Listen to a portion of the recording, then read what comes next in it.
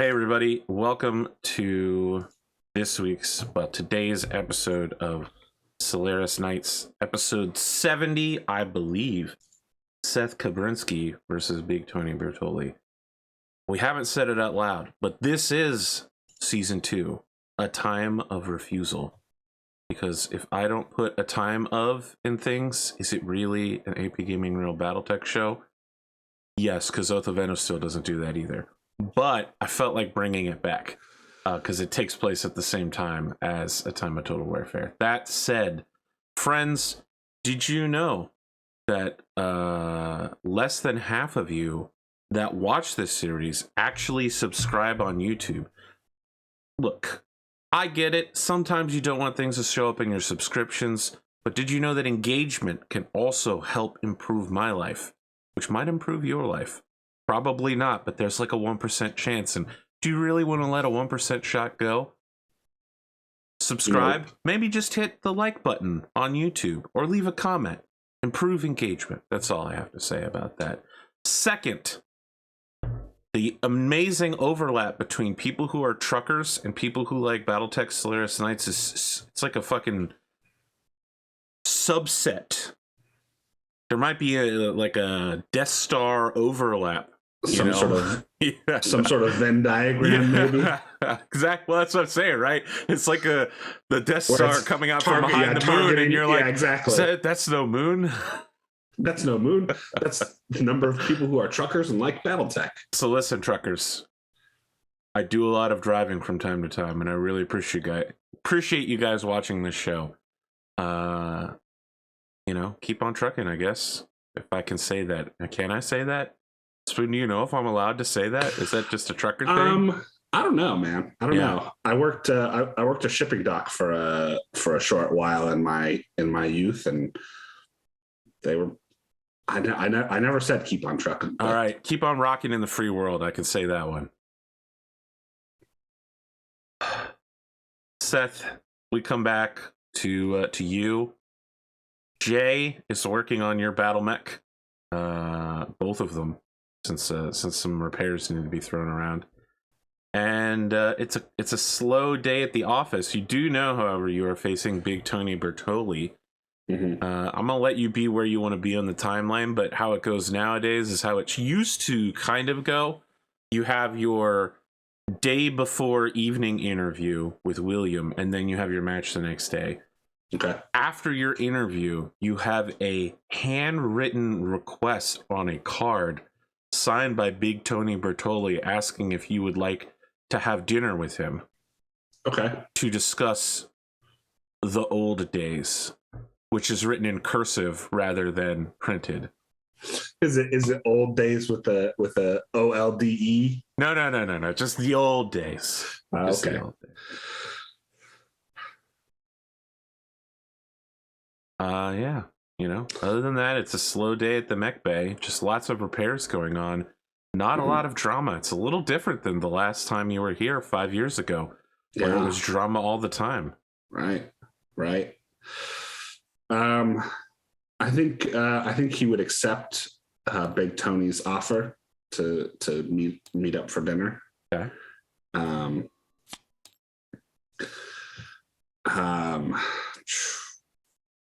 Has Big Tony indicated whether he is? I assume he doesn't want to fight me in my Ebon Jaguar.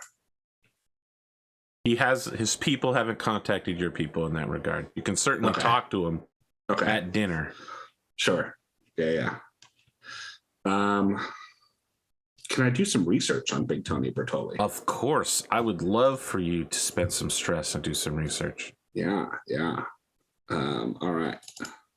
So just grab. I guess I use the Clan Wolf dice now, huh? Listen, you use whatever dice you want to use. All right, we're sticking with. Look, you and I both know Clan Wolf not going to be around for much longer. That is a 7. All right, you get to choose one option and gain 1 stress in the process. Okay. Take that 1 stress. And let's see. What are my options here? I think we're gonna go current favored battle mech. Okay, so your opponent, Big Tony Bertoli, true name, Anthony Zed. His current favored battle mech is something that his stable has gotten him in connection with their technology partner, the Lyran Alliance Armed Forces. It's a Maelstrom battle mech, which is developed solely and deployed solely in the Lyran Alliance. It is a 75-ton heavy battle mech with a mix of energy weapons. Oh, right. Okay, I remember why that name sounds so familiar now. It's the mech that that looks like it shouldn't be able to stand up. Yes, because its legs literally extend behind its body. Yeah, and it clearly has a center of gravity that is not conducive to motion. Correct. All right. It's like someone took a chicken walker mech and was like, how can we make this look non-functional? Yeah. How do we make this look different from all the other chicken walker mechs we have? Let's take a Turkina and make the legs longer. Yeah. All right. Let's see here.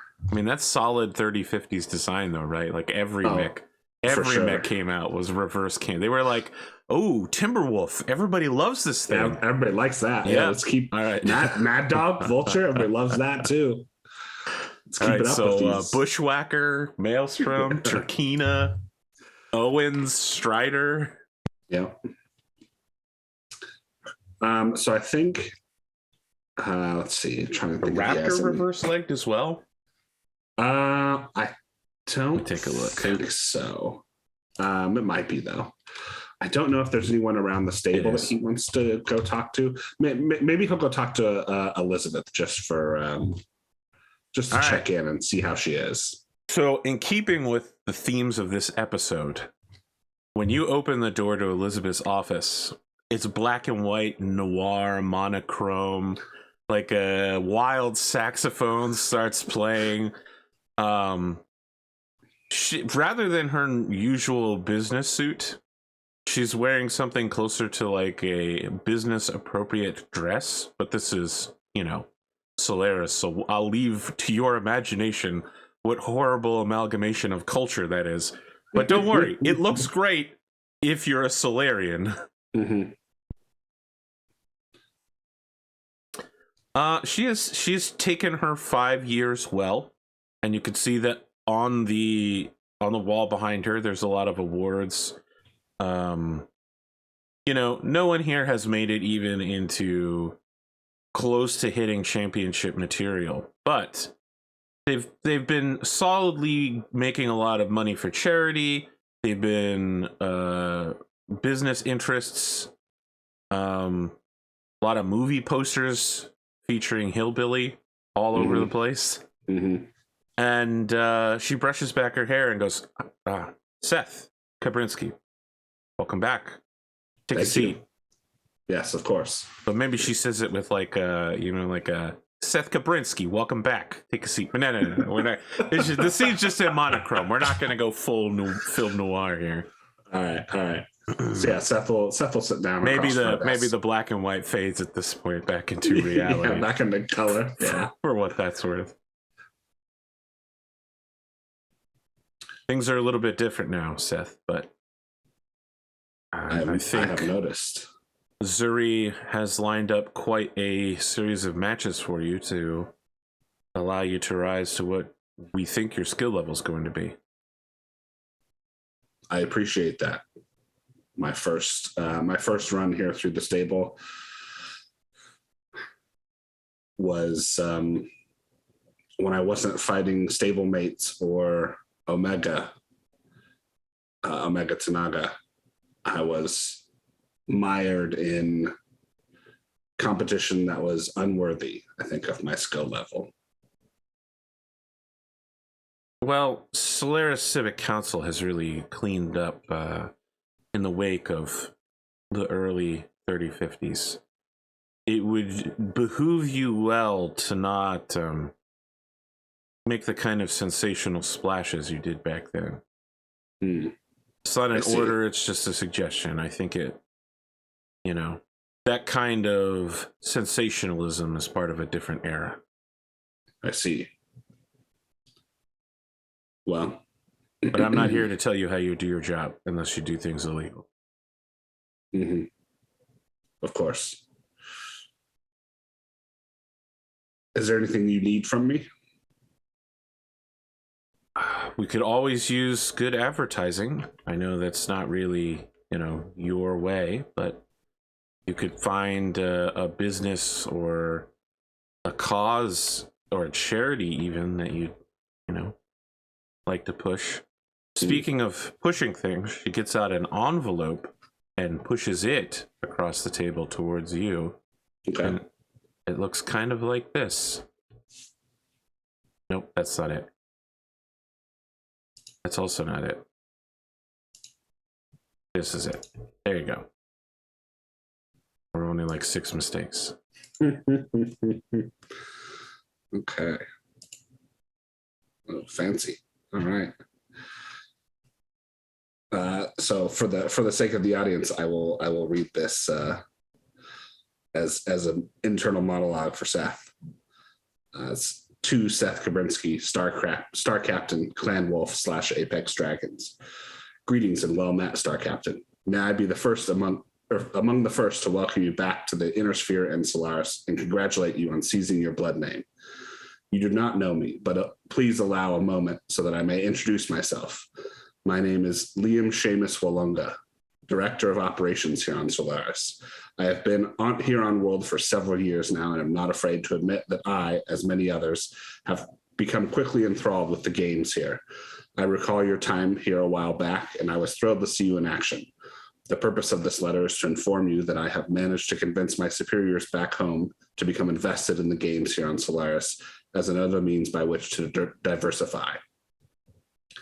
To that end, it has been decided that our company will back you in the arenas and do what we can to provide whatever support we are able. You will note that your mech has been repaired at our expense. We would like to continue to provide support for you, as well as other means of support and compensation. If you would represent us on the arena floor and dedicate your matches to Walunga Enterprises. We hope that this is but the beginning of a long and mutually beneficial relationship. Selah. Liam Seamus Walunga, Director of Operations, Solaris, Walunga Enterprises. So Elizabeth's doing that thing where she's busy doing something else, but is secretly keeping an eye on you to see if you're like actually interested in promoting one of the silent investors. Yeah, but she appears to be doing paperwork, but every once in a while she'll glance up to take your temperature. Sure. I think Seth now is far more open to representing investors than he was previously. So I think he like kind of nods as he reaches the end of the letter, and turns to her and says, "Well, what do you know? Do you know anything about this Walunga Enterprises group?" They're new. They've been investing heavily in us. That's about all I can say. Okay. You could attempt to contact them directly. I see no harm in me dedicating victory in my next match to them. I have heard that the stable has a lot of new money come in after what happened. A lot happened, Seth. Indeed. Some of us stayed here and kept working,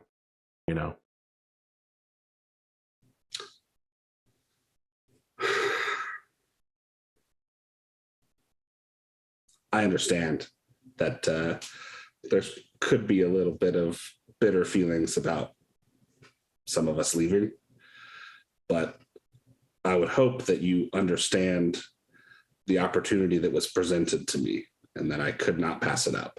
So she pulls out a set of glasses so she can keep reading while not looking directly at you, and composes herself to a very neutral expression and says, Seth, I'm not annoyed that you left. I mean, gladiators come and go all the time. I just don't want to see another situation where one of our gladiators is seduced into a lifestyle that leads them to self-destruction. Referring to Kyle Morgan.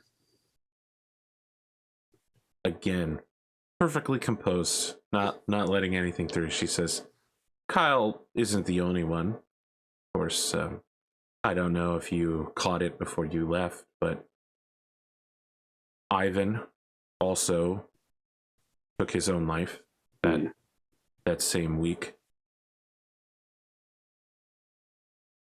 I thought that was an accident. Maybe I read the headlines while drinking wrong. Yes. I mean, dumb, but not purposeful. There are repercussions for the actions that we take. I agree. I believe that the death of Kyle Morgan may have deeply affected Amos Everett. He wasn't one to make a mistake like drinking and driving. I would agree with that assessment.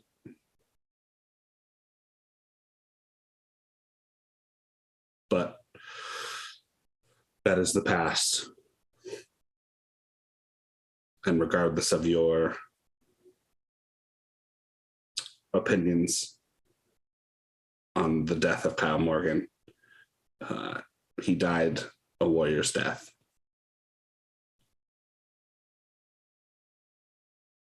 And while I understand that may not mean much to you and to the inner sphere, it means quite a bit to myself.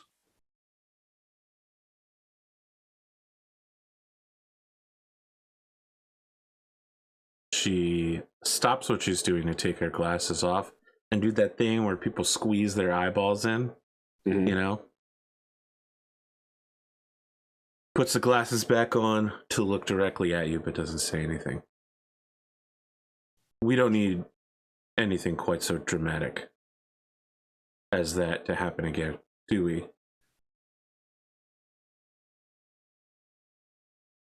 Seth just kind of shrugs.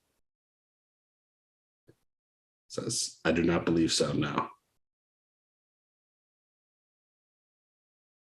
Is there anything else that you need? No. Well, good luck. Thank you. Good to see you again. She just kind of makes a soft grunting noise like, oh, okay.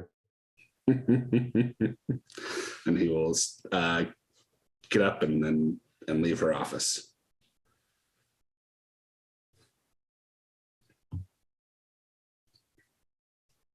I'm getting some mad Wayland Yutani vibes from this Walunga Enterprises logo. That's pretty great.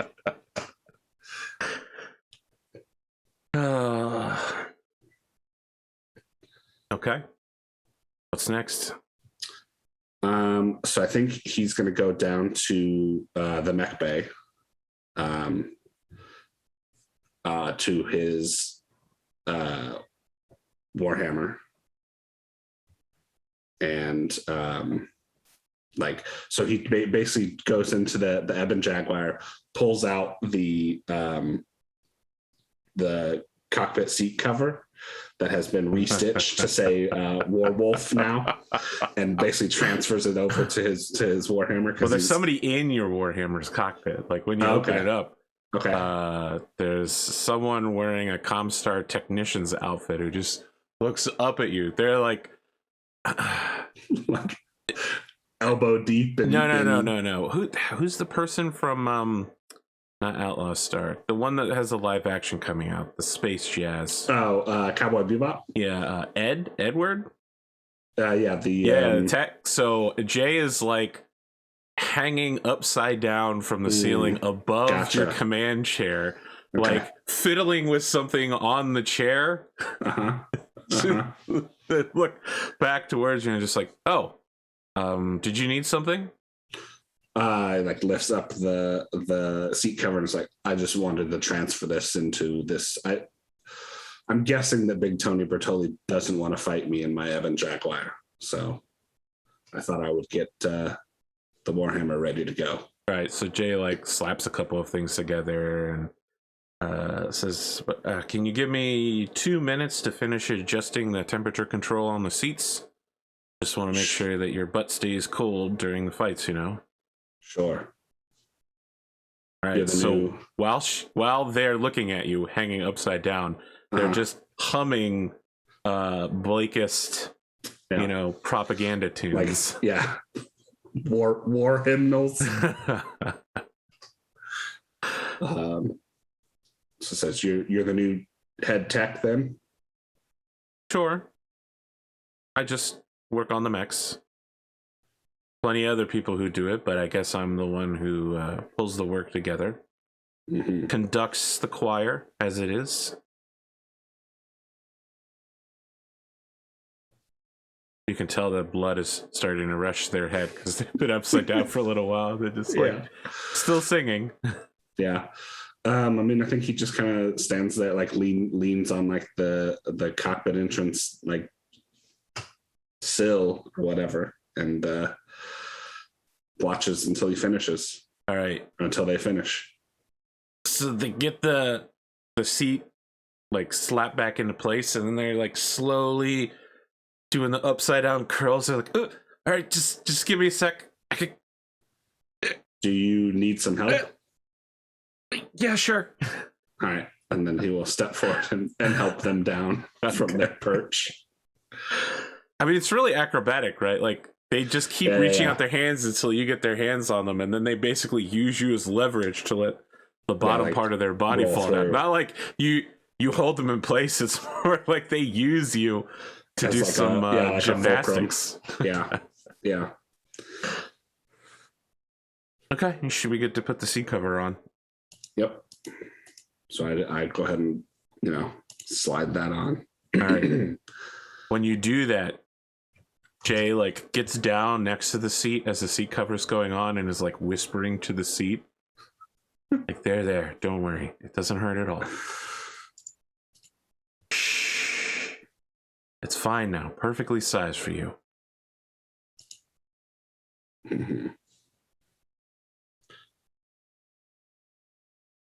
Interesting. Yeah. It's amazing how one size fits all seat covers work, no matter where you are in the inner sphere. Indeed. Most I have found that most cockpit command chairs are one size fits all.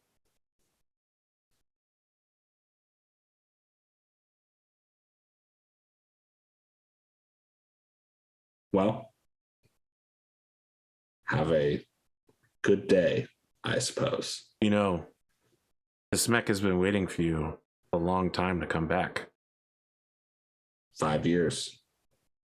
Very sad.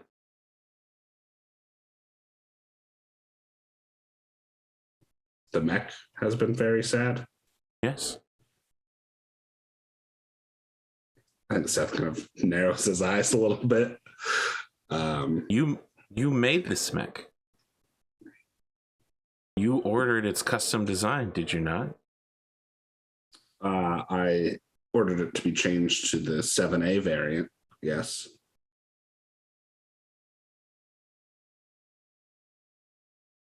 But it does not belong to me. It is the stable's mech. So Jay's hand on the seat, like you can hear the crinkling noise as their hand tightens, and they go, "Don't worry, it doesn't mean any of this."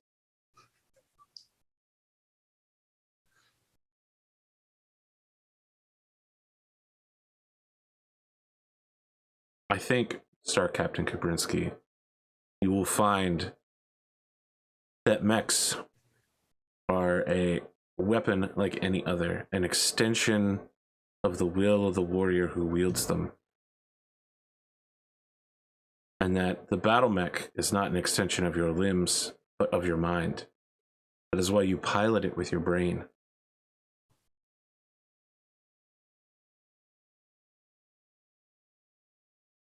This mech is a reflection of who you were, and it's been waiting.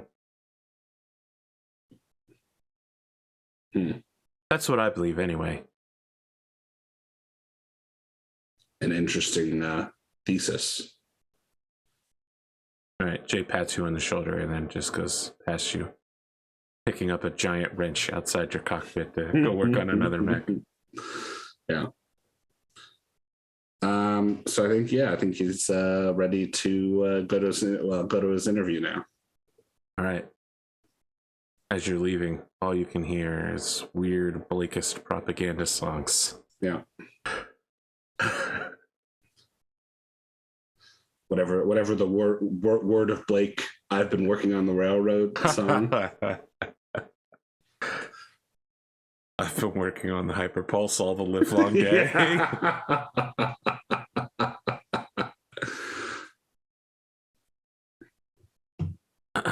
Yeah, so you head to your interview. William is wearing like a hakama and like a haori. Okay. He basically looks like he stepped out of the Bleach anime. Mm-hmm. If Bleach costuming costs like $20,000. Gotcha. Okay. Like, this is nicely tailored to him. It shows off the still somewhat muscly parts of his body that are still muscly quite well. The color scheme of like black and dark purple really matches, you know, his skin tones and personality well. Mm-hmm. He looks like he could be a very good mid boss, you know. You ever see that picture of Jason Momoa and his security guards? Yes. Yeah. He looks like he's like a half a foot taller than each of them. Yeah. They exuded true mid-boss energy. He's got that kind of energy right now. And so he leans back and he vapes something real quick before starting the interview, and he goes, "Star Captain Kabrinski, been a long time since I've had an opportunity to sit down with you or something like this." William, yes, it has been quite some time.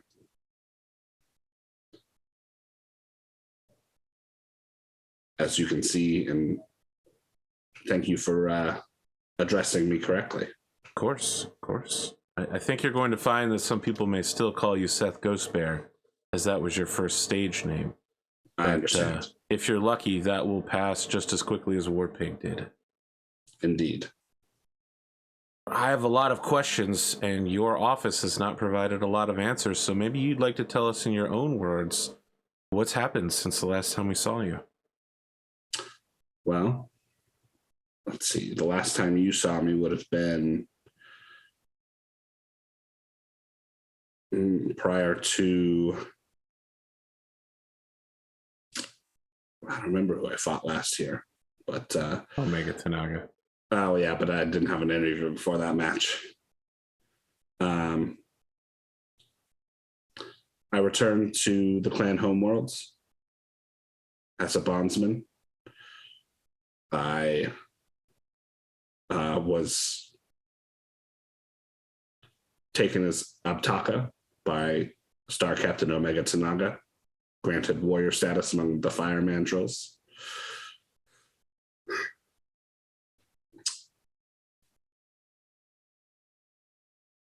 And then I achieved victory in a grand melee and blood right.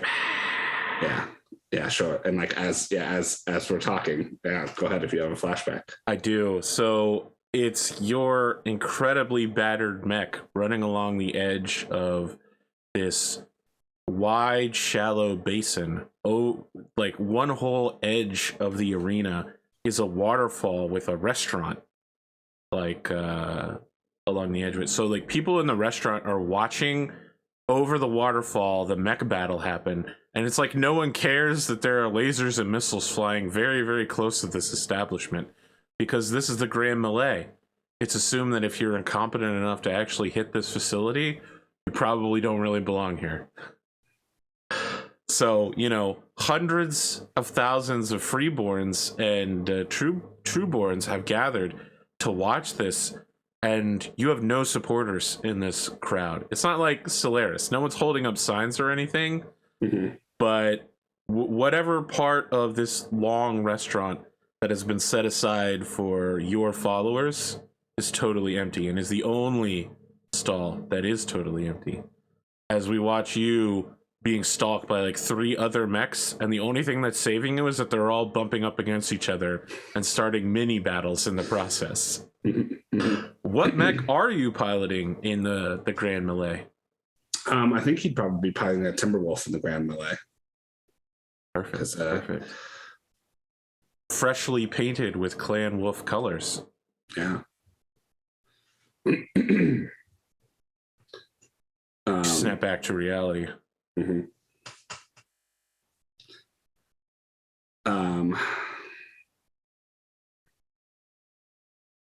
then I returned here to the Inner Sphere and Solaris.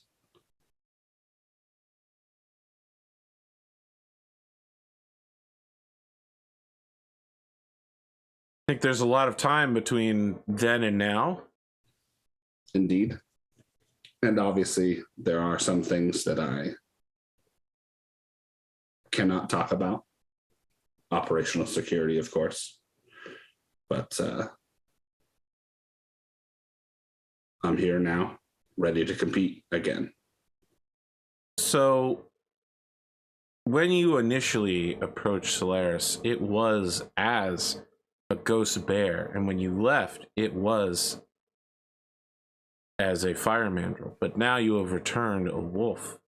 Would you say that you have followed a traditional clan career path, or is the story of Seth Kabrinski a unique arc? I would say at this point, my life has been quite unique for a clansman. Most clan warriors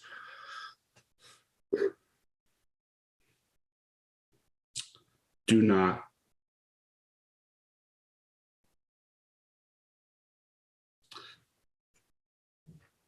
okay if you don't want to talk about this. I know in the past you said it's unlikely you would ever have a opportunity to fight in a blood name contest, so obviously you must have had some sort of deeply emotional change. Let me ask you this instead. Have you earned any lines in the remembrance? I do not believe so, no. Not yet. Do you want to? Is that a thing? I know many clan warriors either want to leave behind a blood legacy or be remembered in the remembrance. Where do you fall on that spectrum? A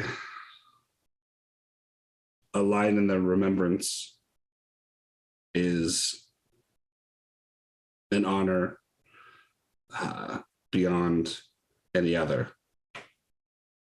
But I believe that my actions here are just as important as anything that may earn me that honor. So while I do not seek it out, if it is granted, then all the better for it. Now, I understand that you are, or your clan is in conflict with another one of your stablemates. Donegal Broadcasting has had a lot of trouble understanding what exactly is happening between Clan Wolf and Clan Jade Falcon. Is there anything you can do to help fill in the gaps, or is that classified? I think I could help you fill in the gaps of the basic clan societal structures that have led to this point. So, for example, when your inner sphere governments either make a decision or hold a vote, or maybe the court of law is a better translation. When your courts decide something, it is final. It cannot be challenged. In clan culture, when either a clan council or the clan grand council meets and decides something and votes on the results, the vote can be challenged by a trial of refusal, in which the losing side declares the trial, and then forces are decided by the ratio of votes. So if you lost the vote 4-2, the ratio of forces arrayed against you will be twice as large as your own force. If you lost the vote 1-6, the forces arrayed against you are 6 times your size. You are intimating that Clan Wolf and Clan Jade Falcon are representing two sides of an issue. Yes. What is that issue?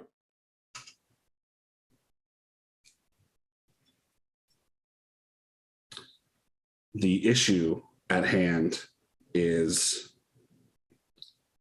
whether or not former Ilkhan Ulrich Kabrinski committed treason against the clans by agreeing to the truce of Tukiyid. Should Clan Wolf lose, does that mean that Clan Jade Falcon has repudiated the truce? No, because those the previous charges were dismissed by the Ilkhan, or the former Ilkhan.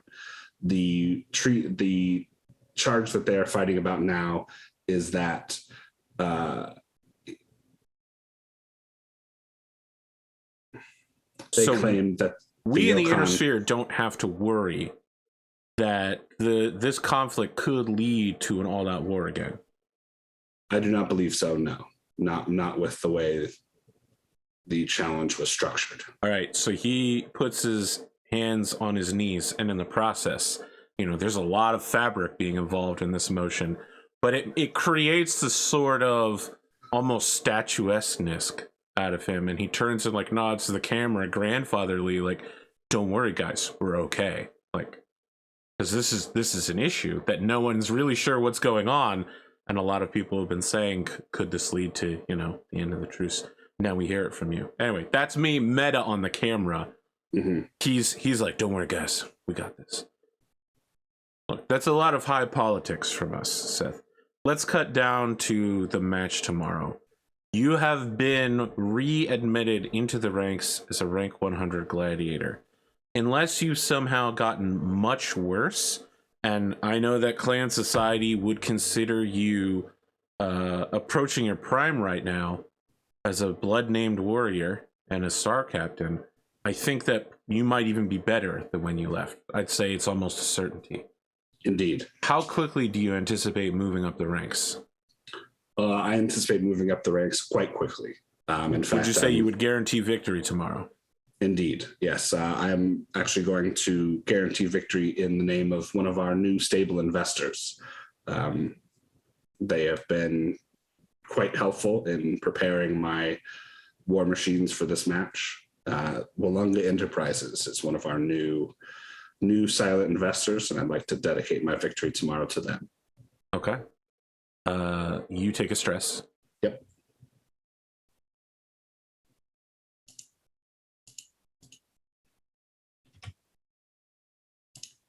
By the way, in the background of this whole conversation, the logo of A Time of Refusal has slowly become more and more visible somewhere on the screen, out of darkness.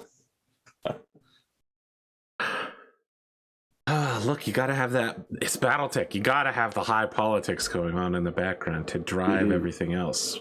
Absolutely. How would you rate your new stablemates?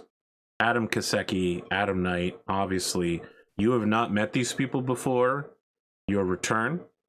I think you've gotten to see them during the fights. Of course, you were here during what some are calling the Attitude Era, which gave rise to your second generation stablemates like Saya and Linhilder and Astrid. How do you feel about these third generation? As you said, I have not met them yet. I've seen both of their initial fights. They seem to go well.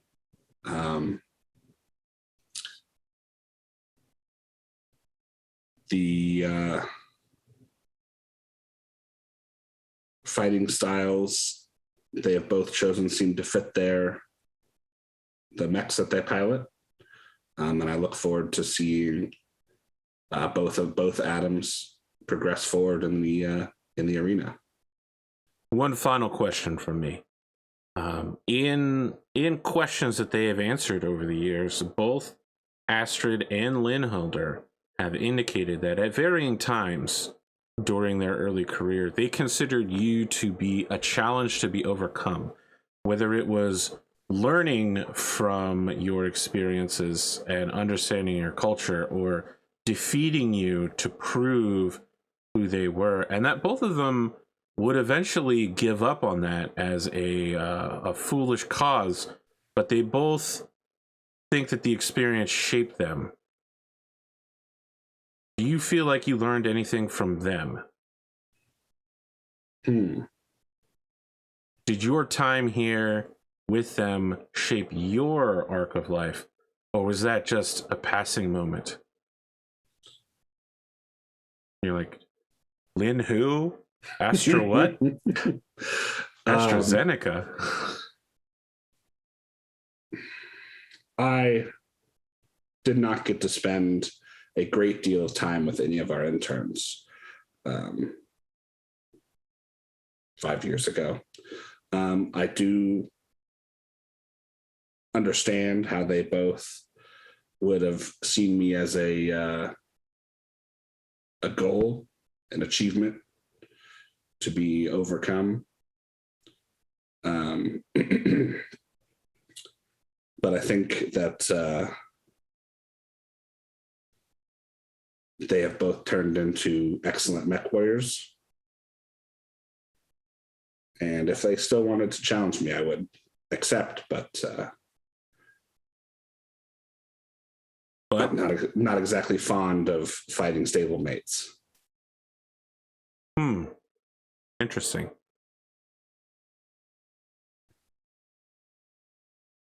That's interesting because statistically, you are the person who has most fought his stablemates. Yes, I am. Mostly due to... Say he folds one of his legs over the others and kind of sits back in his chair like, that's right, motherfucker. I did my homework. Well, as a clan warrior, it is easy to be disliked here, even amongst your own stable.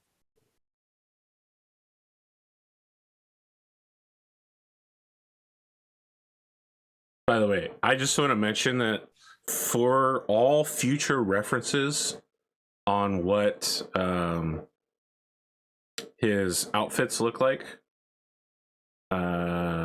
William basically dresses like Wisdom K, the guy who's doing all of the anime villain outfits. Hell yeah.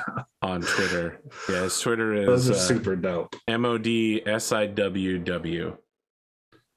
Wisdom K. Yeah, I mean, look, I'd say 80% of them are really good. Some of them are kind of stinky and I don't like them that much, but like most of them I'm blown away. I'm like, oh shit, this looks fucking amazing. And it's not like he's ordering new things, he's just grabbing what he's got in his closet. So. Right, yeah. And that's the super impressive part is he's like, oh, you want me to put together this? Okay. I can do that. You want me to cosplay Frieza off of what I got in my closet? I can do Gotcha. It. Yep. And it's gonna look dope. The Frieza one, some of them are really. Eren Yeager one is really good. Yeah. I haven't seen Jujutsu Kaisen, but I'm told that one was really good too.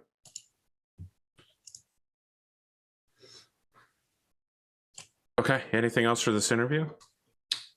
Nope. Excuse me. All right, so a car is sent at the studio to pick you up. It's like a early 3000s model, vintage, black. It's got hover wells, but the wells are all teardrop shaped, with the point in the back. It's very 1920s model, sort of converted hovercraft type deal. And like a guy gets out of the front seat to open a door in the back for you, and the gestures inside. He's wearing like a very nice black suit with like black gloves, and he's got a little rose stuffed up top, and he's just like, Mr. Kabrinski? Yes. Your car is waiting for you. All right. Seth gets in. Okay. We hard cut to it is along the same river that you have jet skied with Kane, with Kyle Morgan at. A little Italian, it's like a hole in the wall type place, but it has a nice balcony overlooking the river, which has been entirely set aside, like, you know, like private event tonight, and there's only one person there. So this guy has they got like the wrought iron chairs, and he's got like 1 foot up on another chair. His overcoat is on his shoulders, and he's got a huge cigar that is lit in his mouth. Black trilby with a red ribbon, you know, like the red line around it. There's, listen, when it comes to fashion, there are two things throughout all of the generations that have always been true of men's fashions. You look good in a uniform, and you look good in a suit. And this guy is like the epitome of you will look good in a suit. In a suit. Yeah. Sure. So he's, I would say he looks healthy. He's got a vitality and a masculineness to him. And when he sees you, he kind of shrugs off his overcoat and he stands up. He walks towards you and he says, Seth Kabrinski. And he brings you into a bear hug and slaps you on the back. My brother. How big is this dude? I'd say like 6'5". Okay. So he's slightly larger than Seth. He looks like he might have had a grandmother that was an elemental. Gotcha. Yeah. All right. I mean, obviously not. He's far too young for that to be true. Yeah. But yeah, he sits back down. He says, I already ordered for you, if you don't mind. Would you like one? No, thank you. I heard your people didn't partake. Look, I just wanted to say, this isn't match fixing. I'm not going to be discussing anything like that. I think it's clear to both of us. Tomorrow I'm going to lose. I mean, come on. You're you and I'm me. You know? It's okay. Don't worry about it. I've been rank 100 before. I'll be fine. Don't worry. Okay? I just wanted to say, you know, tomorrow is Nia Lakata Remembrance Day. I don't know if after the match you'd like to come down, you know, to the park and speak with the old man. You know, you've met him before. You know, you're a member of our family. You did things for us. The organization fell apart right around the same time you left. You know, Kyle died. Amos died. Sorry, Ivan, as you knew him. Neo Lakata got whacked by some rogue member of the Northwind Highlanders.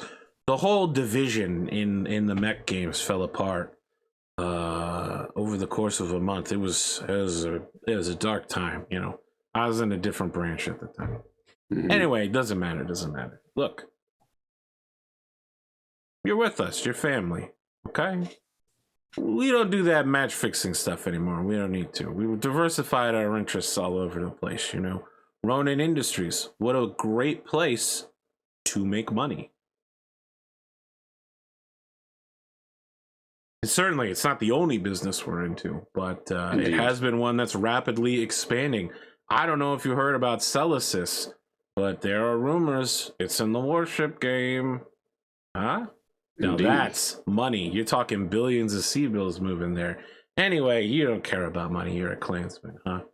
Look, if you need anything on Solaris, I think it's safe to say you can let me know. All right? I'm here to be your friend because you're a brother to me. You're part of the family. I appreciate your generosity, Tony.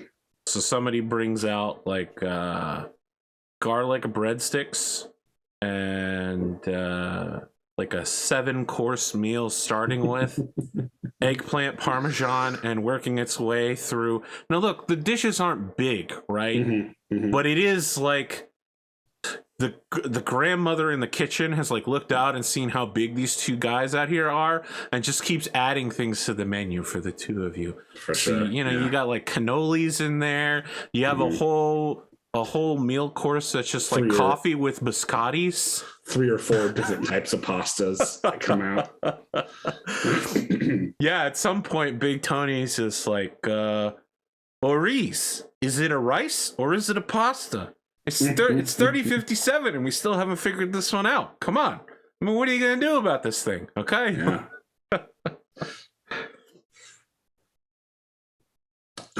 So how do you treat him? Because he's doing a lot of talking to you.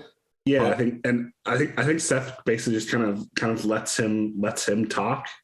And like he's friendly, but not like yeah, hey, we're old pals. It's like, no, it's like, I'm being nice to you because we just met and you you're a fellow gladiator, not like, yeah, we go way back and we're family now. Like there's none of that.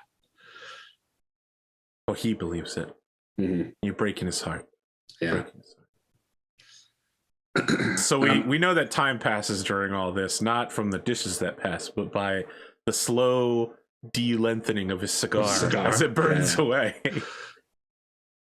And as he's tapping out the last of the ashes, he just, he looks at you with the beautiful night vista on both sides of the river being reflected in the river and just says,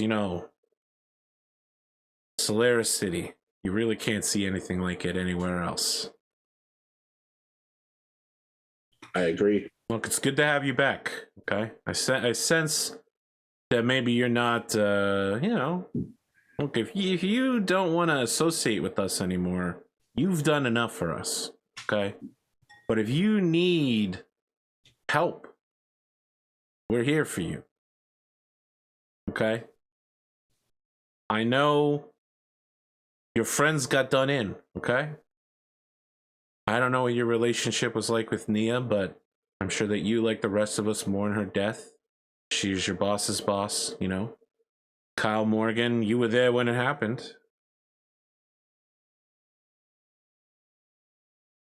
Did you, he makes like a knifing motion. Did you get him? Omega Tanaga? I think some things are better left to the imagination in this case. Kind of looks impressed as he sticks the butt of his cigar into his drink and he goes, hey, okay. Like I said, we don't really do rough business like that anymore, but I know that you're a, pretty hard fellow.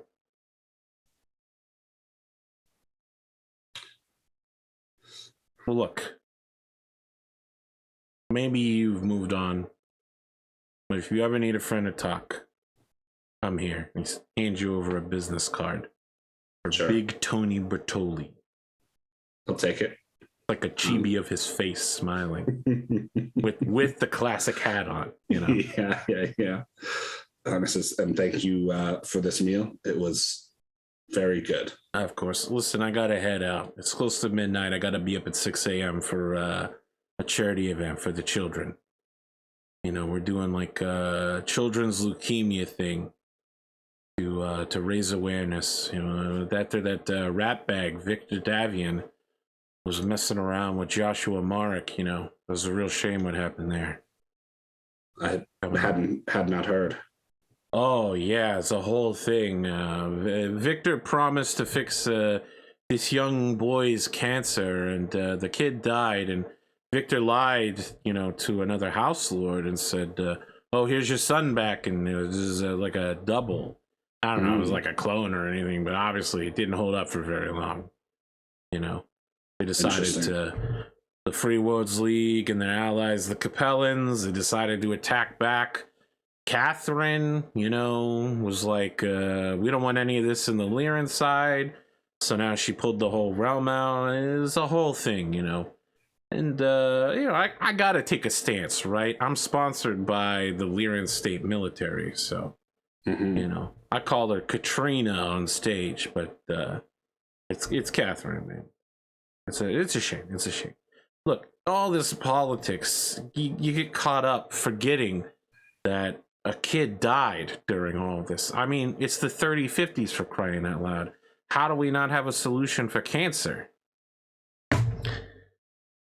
So he like slaps the table and stands up as he says that and says, "Look, if you need leftovers for tomorrow, just talk to the chefs in the kitchen. They'll have something prepared for you. You put it in a microwave, or God bless you, put it in the oven if you know how to cook, and just warm it back up again. All right? I'll take care of the bill. You have a good night, and I look forward to... I can't say I look forward to losing you tomorrow, because that would be illegal, but I guess I'll see you in the arena." Indeed. As he turns and walks away, the scene goes monochrome again, as like a wild saxophone appears as he, suit, jacket over one shoulder, walks off into the single light lit distance. Like some like, some smoke maybe roll, like, or like some fog. Some fog rolls off. Yeah, some fog from the cool November nights of the Solaris River. Yeah. It's like the ending of a Humphrey Bogart movie.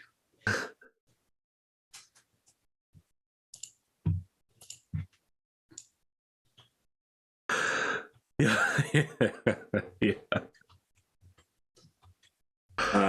So is this? I think I need a Warhammer Mini. Sure. I guess we could do that. You mean you're not best friends with this guy already? What do I have to do to make him the next Sergei Wolf, Everybody wants to hang out with him. Yeah. You never know what characters people are going to attach onto. For sure. Yeah. Sebastian Bassett shows up out of nowhere. Oh, God. He's old now. He's real old. I mean, at this point, he's what? He'd be in his 70s. Yeah, 70s. Well, yeah, because he's a little bit older. He's like in his 30s, in the early 30s. Yep. All right. Okay. It's the day of the match. Indeed it is. Anything you need to do for your intro? I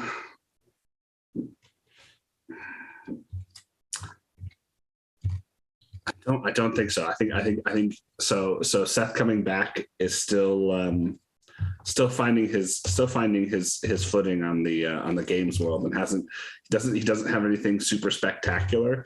He has been reusing old intros from his time here in the 35th. It looks so early 30s. Dated.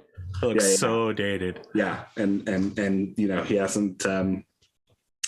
he hasn't had time to workshop something new. I think maybe he's gonna go talk to Zuri about that. No. I'll tell you the worst part.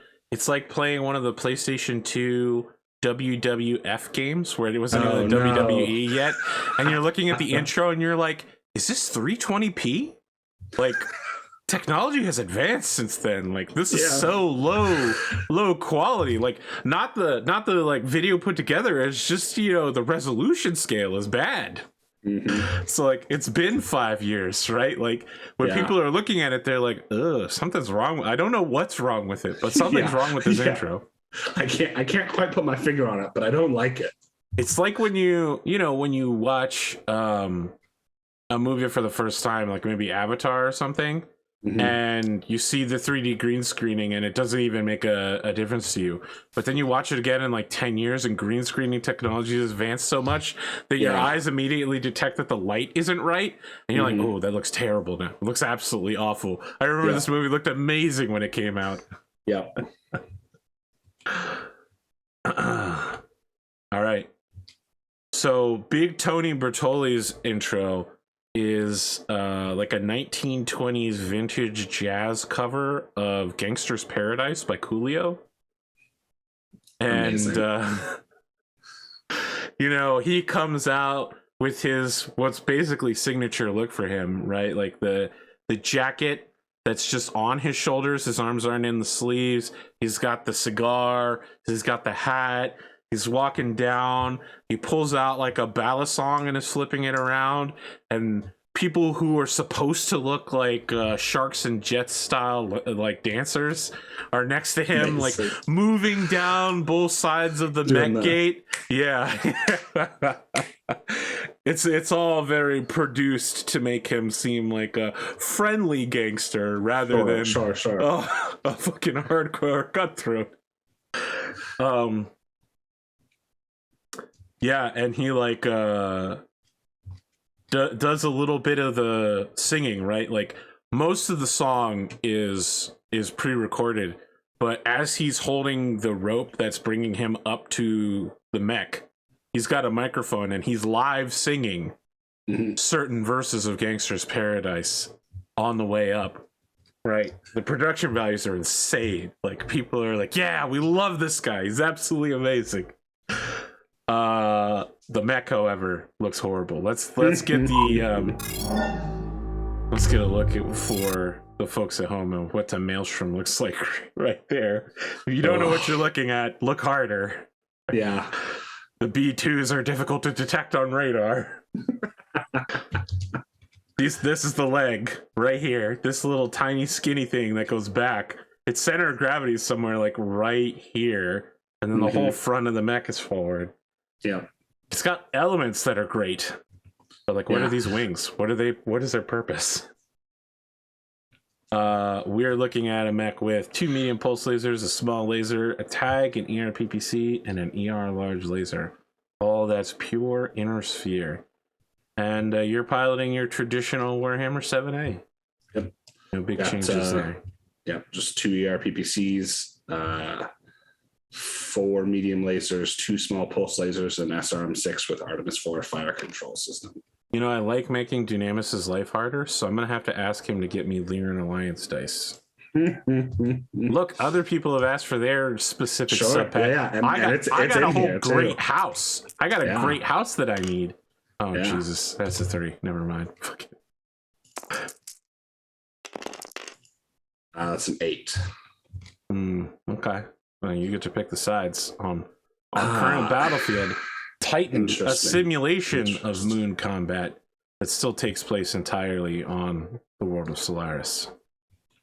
I think, man, this is such a rough map to choose on too.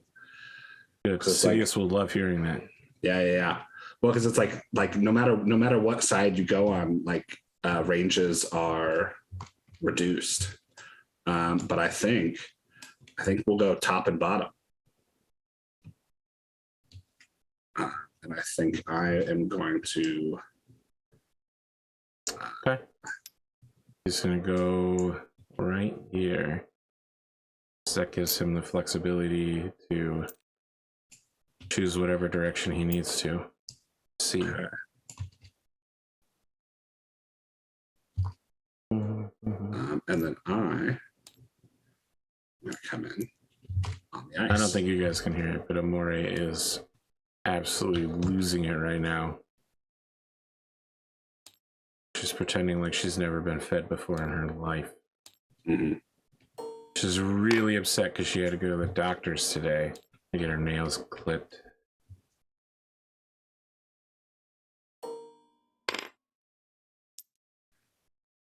Nope, it's backwards.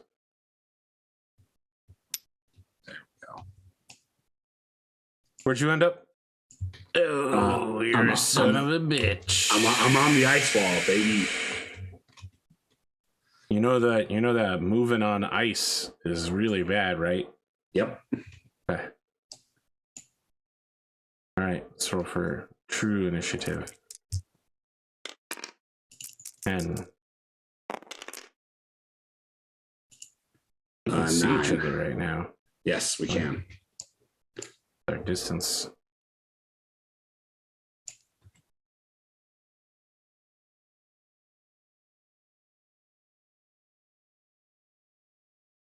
$26-ish. Yep, I also got 26. I moved by. I'm because I lost, right? First. I moved by not moving. You son of a bitch.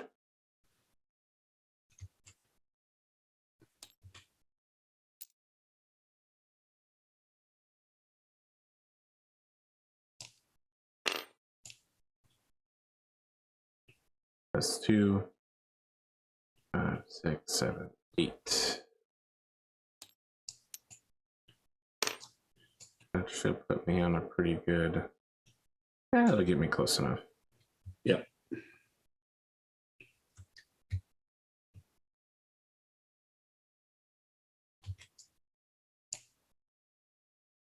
I got 19. Yeah, that sounds about right. Okay, so that's yeah. You got anything you need to dice? shoot?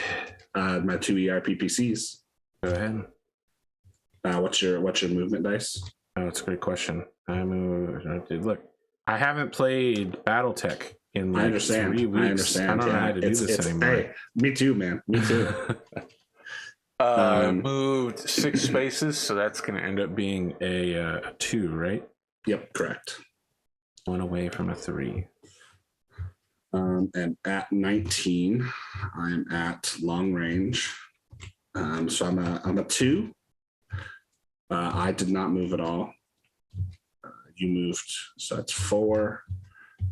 Plus 4 from range is 8, but minus 3 from my SPAs. So we're looking at 5. We have sniper and weapon specialist and blood hunter.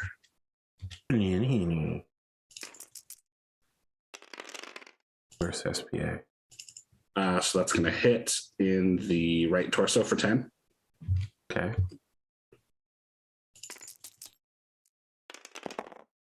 Ooh, and that's a miss. Rare miss. ERPPC over ER large laser. That's a hit. Left arm for 10.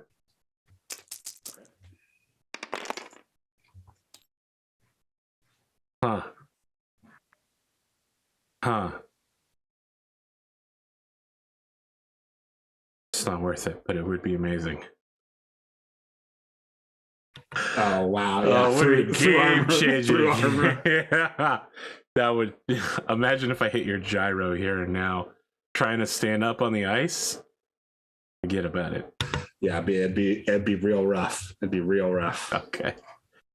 So just 1 hit, not enough to make a difference. So we do a trade then. A trade, yep. I say. Indeed. I don't build enough. I don't build at all either. Sure. All right, 4. So, yeah. You may have remembered mech battling being kind of popular in 52. It's insanely popular now. Yeah. All the arenas have expanded seating, and it's clear that like the holographic scene. So like even this arena now live seats people. Like in places that aren't dangerous, like easily more than a kilometer away, and they just include like binoculars so that you can see.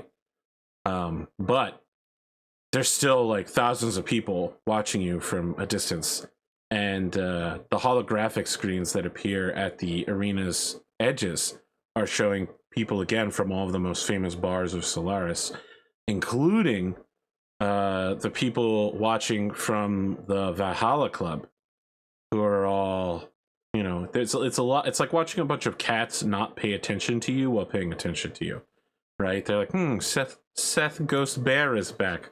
That's a name I remember from my time up the ladder. Seth Ghost Bear, huh? Let's see what this peasant is doing. Though he not be a problem for us. I got a 4. I got a 5. So you're up. No, you're up.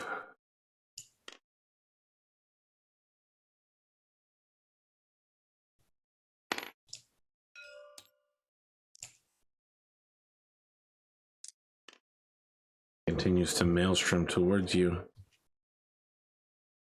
3 this time, huh? Okay.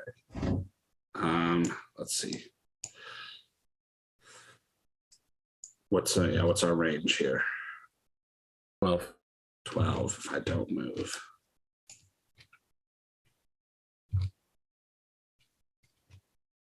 I'm okay with that.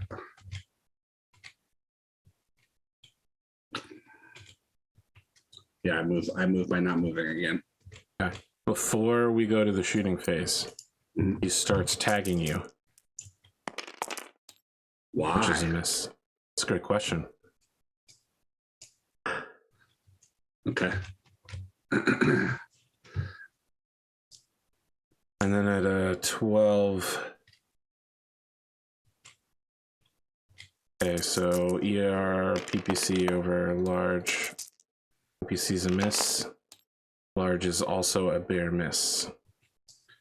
All right. And then I'm firing back 2 ER PPCs.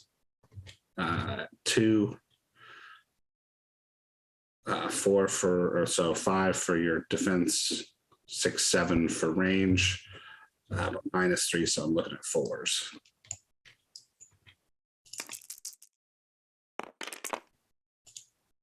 First one's going to hit in the left arm for 10.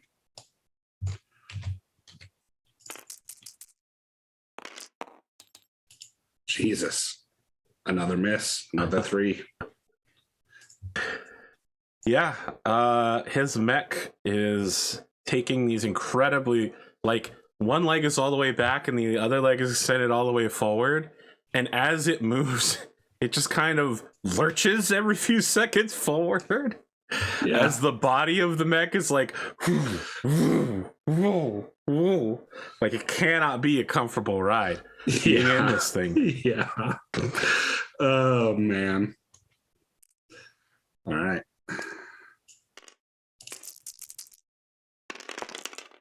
Six.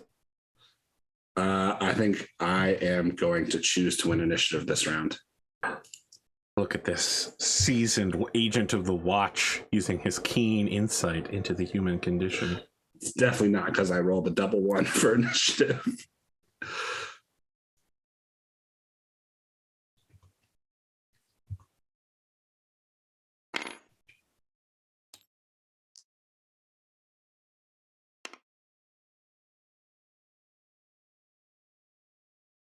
Okay. I'm going to kick it into, well, no, I can't do that. So let's see here. Well, Seth, I'd say you're dancing on thin ice. Yeah. Yeah, let's see. 1, 2, 3, 4, 5, 6. Okay. Okay. So we're going to go 1, 2 right there. And we're just going to circle in place. It's just a walk of nothing.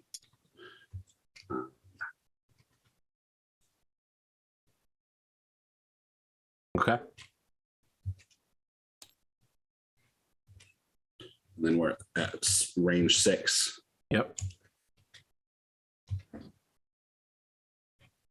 Say it Alpha Strike, but I got the Lyran small laser that they put on all their fucking designs. Some battle mech designers like, yeah, this is the anti-infantry laser, and I'm like, motherfucker, just put a machine gun in that bitch. Yeah. Kill one infantryman with the small laser?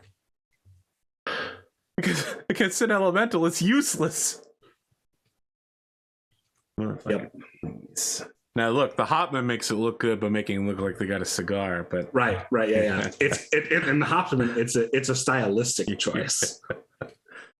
I will, however, use all of my other equipment. ER, PPC, ER large, and 2 medium pulse lasers, all at range 6.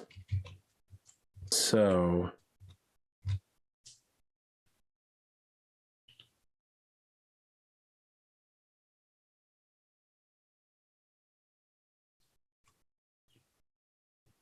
okay.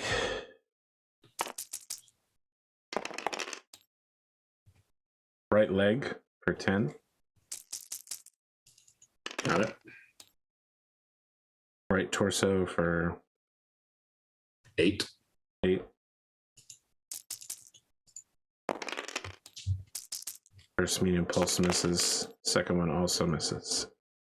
Still not enough to force you to fall down. No, not quite. Not quite. All right. I'm going to return fire with 2 ERPPCs and my SRM 6. Okay. So we're at 2, 3 for my walk, 6 for your run, short range for nothing on the PPCs, medium range for the SRM. So I'm at 3s for the PPCs and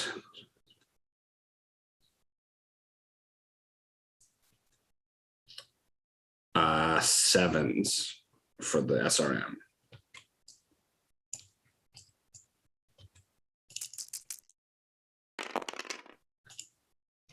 That first PPC hits 10 to right arm.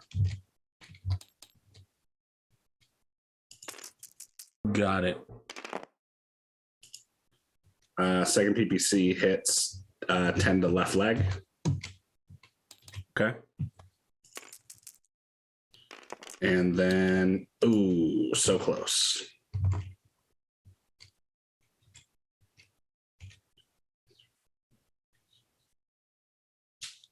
Yeah. So the SRM misses. All right. Perfectly dissipate my heat. I build a couple points.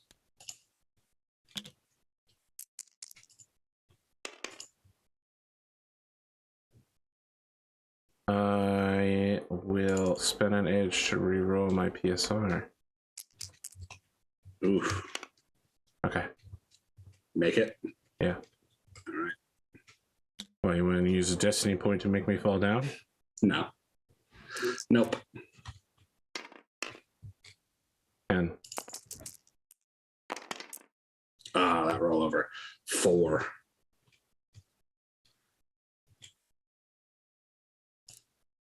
So I'm going to go 1 and then 2, 3, 4. Okay. You'll need to make a skidding check on the ice. Yeah. At a what, -1? +4. +4. Yep. And 11. I'm good.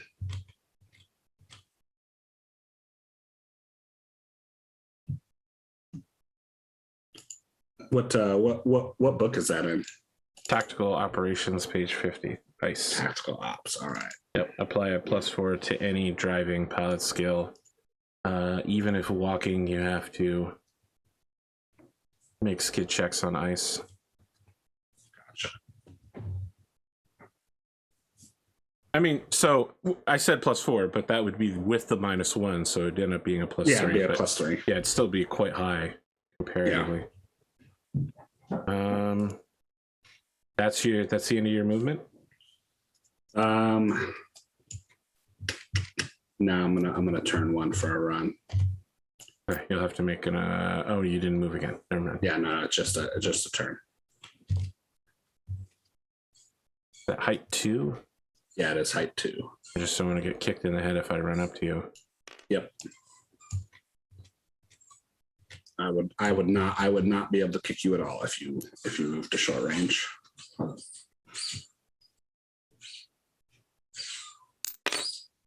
Interesting. Interesting. I just want to be able to shoot you better. Yeah. How can I hit you with my small laser without? Yeah, I have to get closer to you to beat the shit out of you. Or whatever that JoJo Beam quote is. Yep. He slaps a tag on you, and suddenly all of your system's electronics are like, "Warning! You have been locked onto by an inner sphere."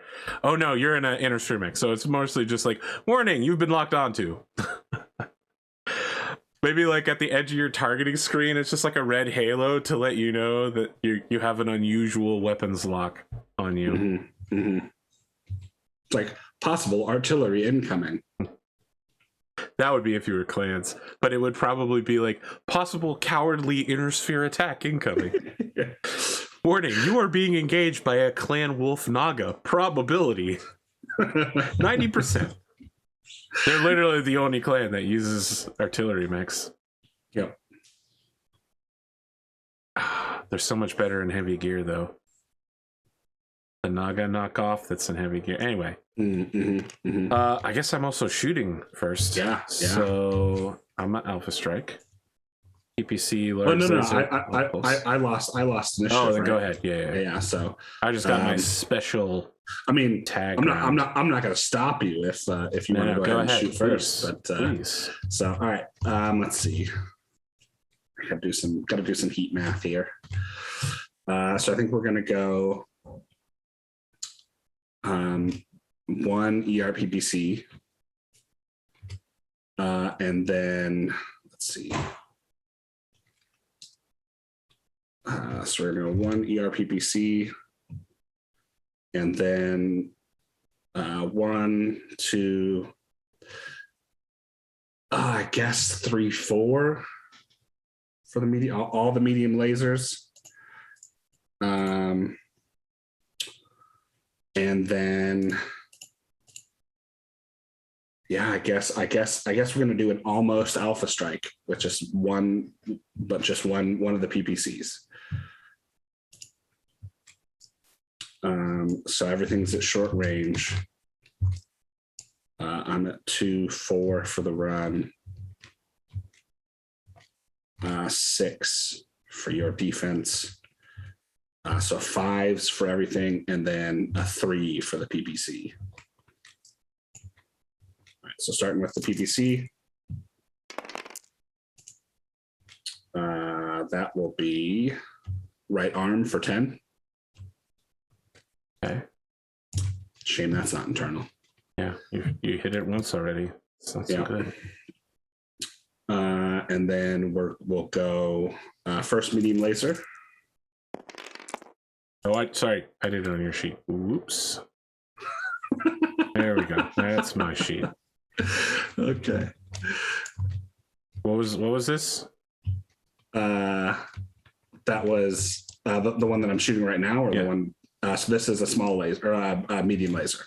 And it hits? Yeah, it hits center torso for 5. Okay. Second medium laser. Did you miss the second ERPPC? No, I just didn't shoot it. I didn't shoot it. I don't have the heat. What must that be like? So the second medium laser hits location 8. That's left torso for 5. Okay. Third medium laser hits. That's right leg for 5. Okay. Oh, last medium laser misses. So now we do small pulse laser number 1.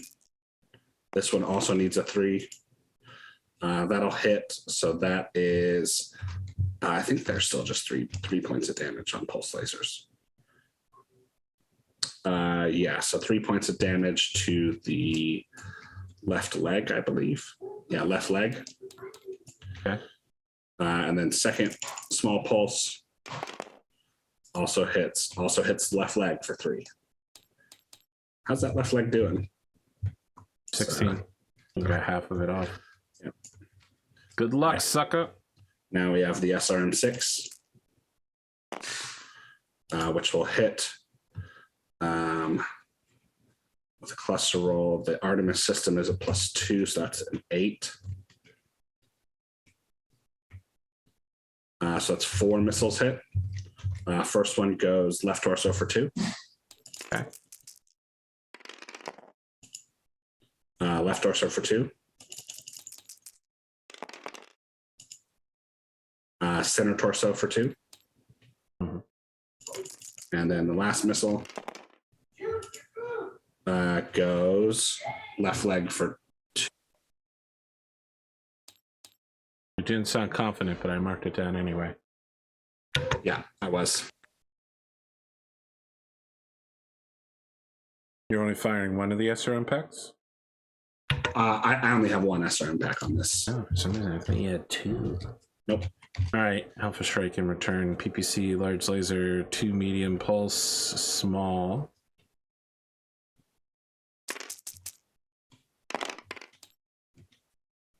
Left arm for 10. Okay. Armor's gone on left arm. Okay. Right torso for 8. Down to 6 there. Medium pulse right leg. Sorry, right. Yeah, right leg. Yep. That's 6. I think so. Okay. Right leg again. Okay. Small laser, left torso. Got it. That is enough to throw a Piloting check my way. PSR at you as well.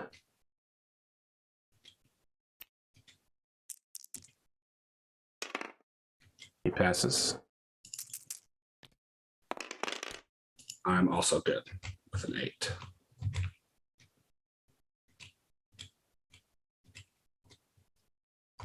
He builds 2 points of heat. How about you?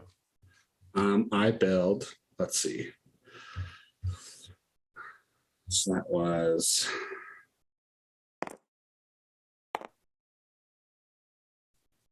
I build another 2 points each, so I'm up to 5 now, I think, right? So let's see. Let's redo this math.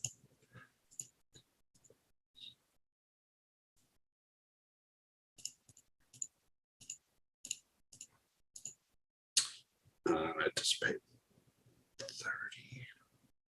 I know, so I build a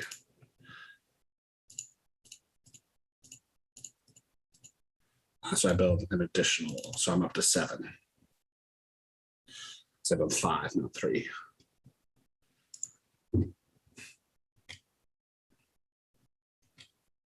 Another round of ammo is gone as well. Alrighty.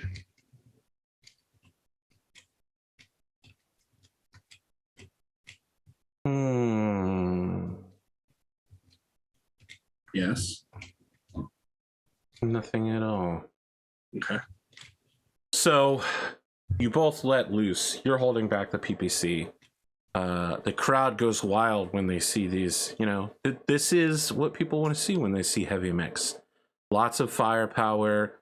2 mechs struggling to stay up. You know, armor is being stripped from the. It's not like your assault mechs, right? You can't withstand these barrages for long. At some point, something's got to give, and you're about to hit that point. He has a 9 on initiative. I have a 6 on initiative. And you have no power here. Let's see.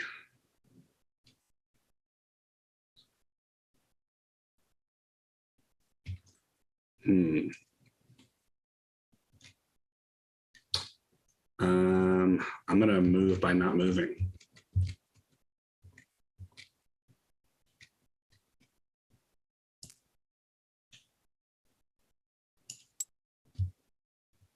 He is going to move by not moving. Okay. He doesn't bother tagging you this time. He just did it the first time to surprise you. All right. Look, typical mafia intimidation tactics, you know, distraction. Yeah, for sure. For sure. I think I'm going to full alpha strike.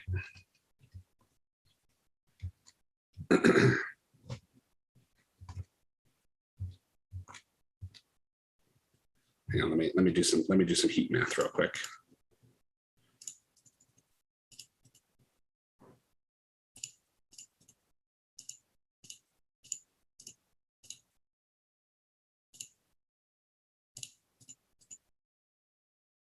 Okay, I don't think I can full alpha strike. I'll have to roll so many ammo explosions. All right. So I'm not going to full alpha strike. I think what I'm going to do is basically.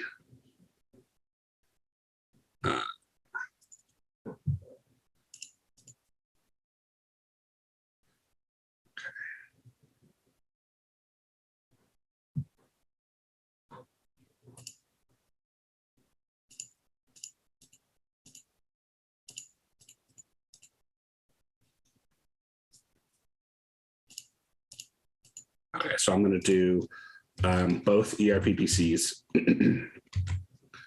a medium laser, and the SRMs. I think that's my most advantageous heat profile shot.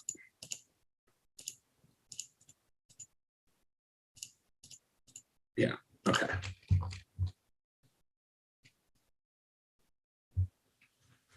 All right. So you didn't move. So very, very low to hits here. 2. Yeah. So I just need to roll well. First ERPPC. It's going to hit center torso for 10. Not really the torso I wanted, but I'll take it. So where's it going? Center torso? Yeah, center torso for 10 on the first ERPPC. Second ERPPC. Also center torso for 10. Then the one medium laser hits, and that'll be left arm for 5. Okay. And then we're going SRMs.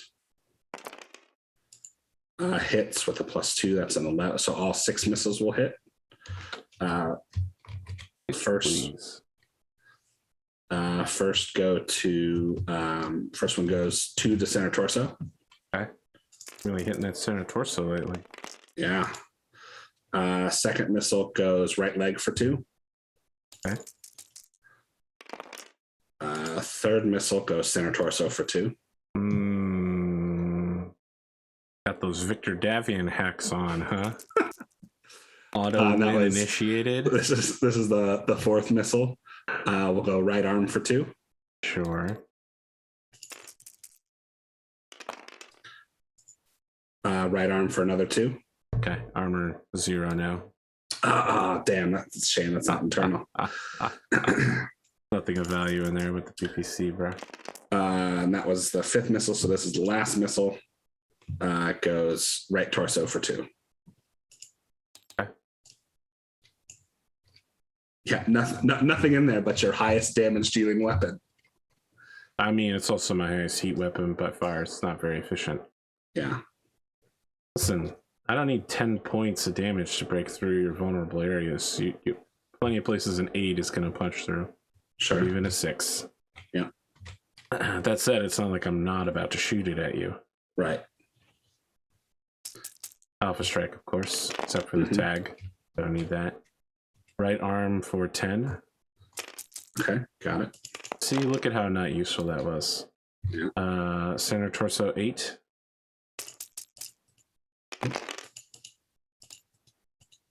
Pulse, it's left leg 6. Got it. Left arm for 6. All right, that's internal. I know, and it has a critical too.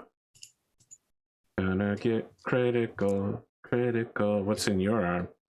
So I've got nothing useful, just an ERPPC. Yeah, sure.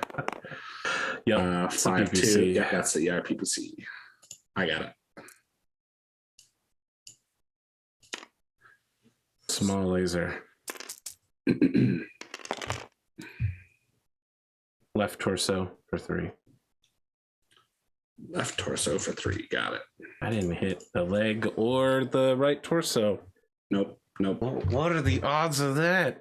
Well, I knocked out one of your big weapons, so it will make no difference because you're withholding one of them anyway.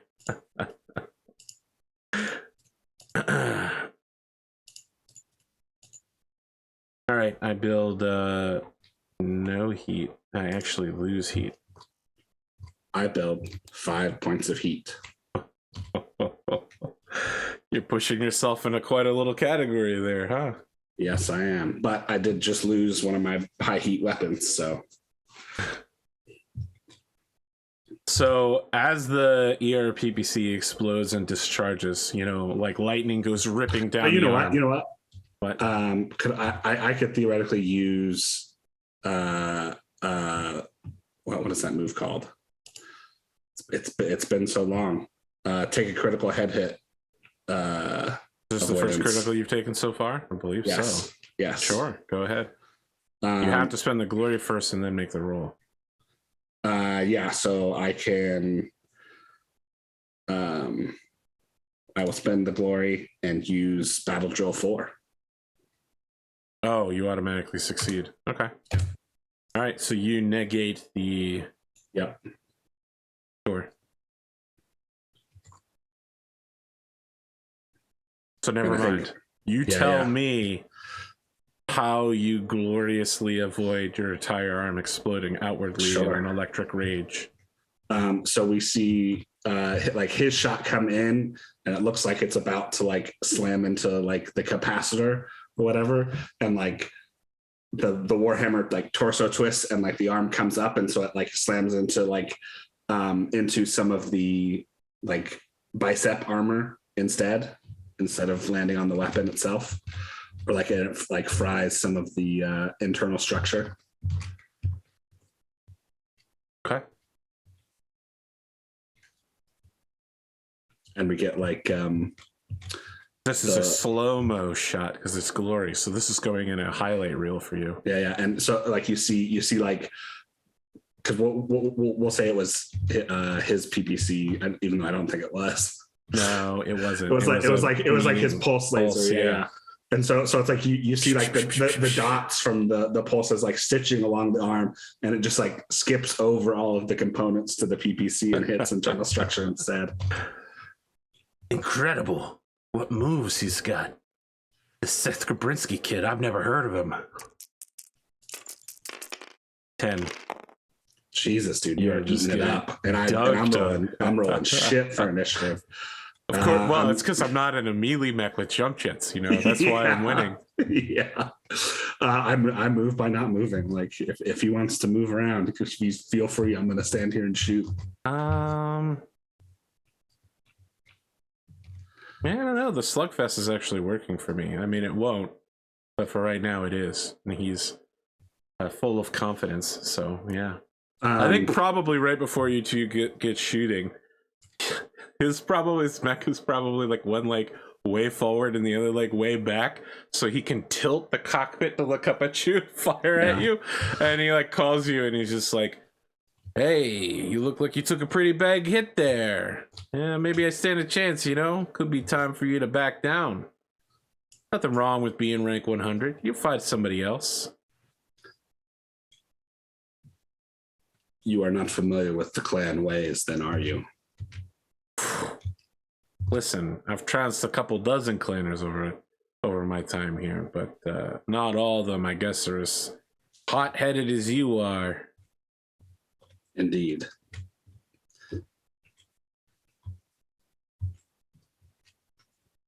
He also doesn't move. Okay. Sure. You're shooting first. Okay. All right. Let's see here.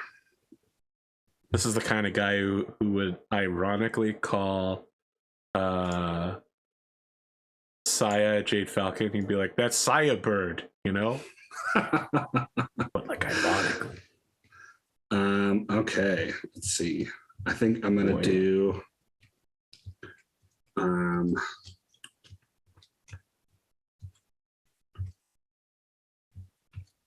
So we're gonna go one ERPPC.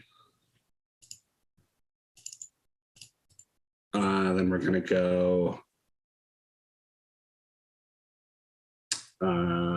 2 medium lasers. The SRM6. And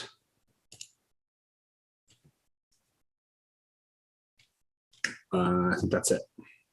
I see. What kind of heat would that give you, assuming you don't take an engine hit? So I would actually bleed. I would cool down seven points with that firing. You're really holding back then. Yeah. Okay. I mean, I think I've got probably one more good round before I need to go all out. Go ahead. Make All right. my day. So we've got the ERPPC.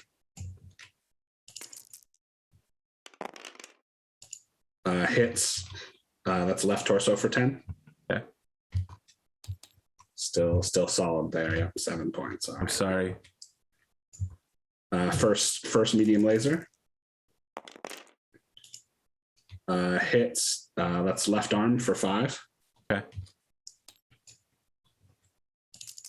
Second medium laser. Also hits. That's left arm for 5. That is internal. No crits. All right. And now SRM6. This ain't so good. Have too many holes to be comfortable with the SRMs. Hits. And that's a 9+2 for the Artemis. That's all 6 missiles hit. First one hits in the left arm with 2 crits. Okay. Go ahead and roll your dice.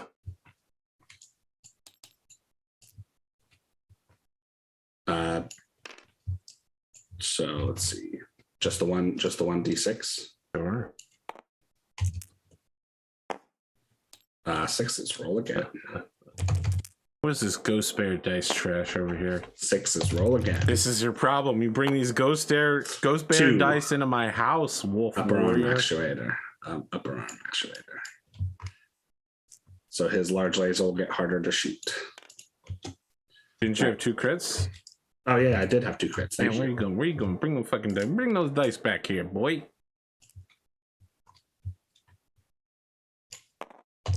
That feels like I could have got away with not saying anything, by the way. Roll 2. 6. 6. Where the fuck is this one? I'm shooting my guns. There's the laser. Yeah. Jesus, dude. Ciao. So many 6s. All right. Second missile. Oh, Jesus. Same arm for 2 with 1 crit. Go ahead.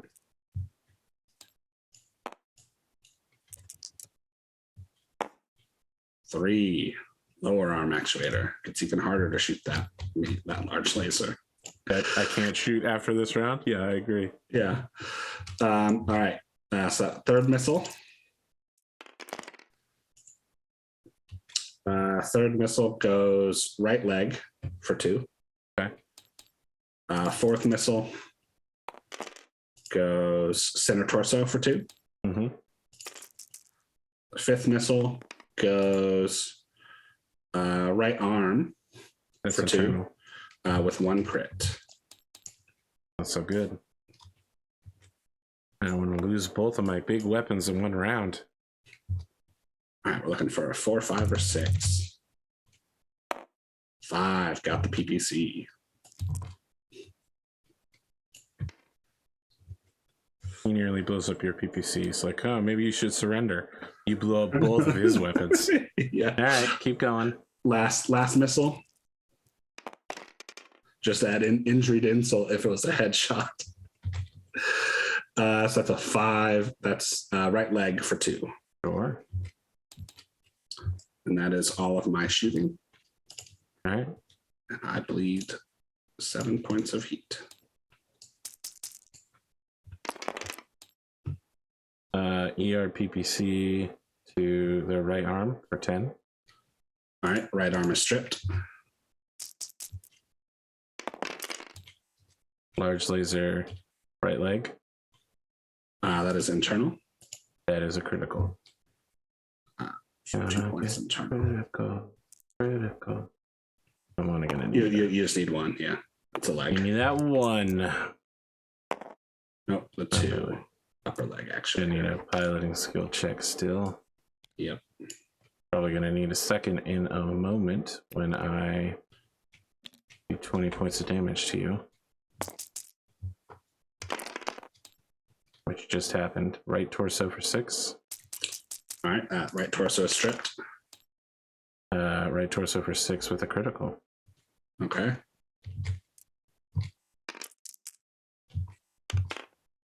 3, 4. That is the SRM6. Could have done better. Yeah, you could have hit my ammo. Yeah. Small laser. Left arm. Left arm is internal. No critical. And you now have a second piloting skill check. Yep. And they are at +2. For an upper leg actuator, I think it's a +2, yeah. Well, leg actuator and 20 damage. Yep, each is a +1. So one of them is no, they stack. You have to roll at all the penalties at once. Then I only have to roll one. You have 2 different ones. One for taking the leg hit, the actuator destroyed, and the second for taking 20 points of damage. And the penalty stack for both the rolls. Okay. All right. Listen, Grimdark James, if we did this wrong, James is going to message me, okay? I got an 11 on my to stand check. I got a 7, so I'm good. Even with the second +2. one. What about the second one? I got a 6, so I'm still good. Okay. All right, so the 2 of you continue to wail on each other. Right, you blow up 2 of his weapons. He spectacularly destroys one of yours. Your leg is looking a little shaky on the ice, and he, you know, he's not sweating from the heat in his cockpit because, unlike you, he's got it all under control. But he kind of wipes his forehead and he goes, "Hey, buddy, listen, might be a good time to call a draw. You know, a draw. You got some good hits. I got some good hits." He's smiling really big. I think it is time for you to send up your surrender flare. Yeah, come on, don't be like that. It was a good match. Why you don't have to ruin it right here? It is a good match, but I need a victory to advance, Tony. All right, he pops the flare. He just is like aw shucks, and then he pulls out an orange and like a paring knife and starts eating it in his cockpit as his mech like settles into a rocking motion from the front leg and the back leg being in such different configurations. This is Godfather theme isn't playing though. Turn that off. Hit pause. Hit pause.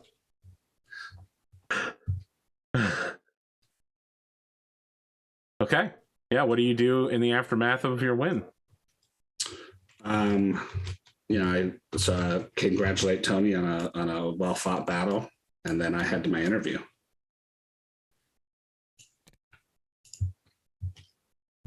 Okay. So I don't have the what is it? Is it glory that you have to spend to bail on your interview? Yes. You spend 3 glory to reduce 1 stress and skip your interview. Right. Yeah. You want to do that? No, I don't have 3 glory. I mean, you could just bail on your interview. You don't have to do all of that to do it, but no, you don't get the stress reduction. Mm-hmm. No, I'm gonna go talk to William. Okay. As you have guaranteed the victory, you will win 1 experience or glory. I'll take 1 experience.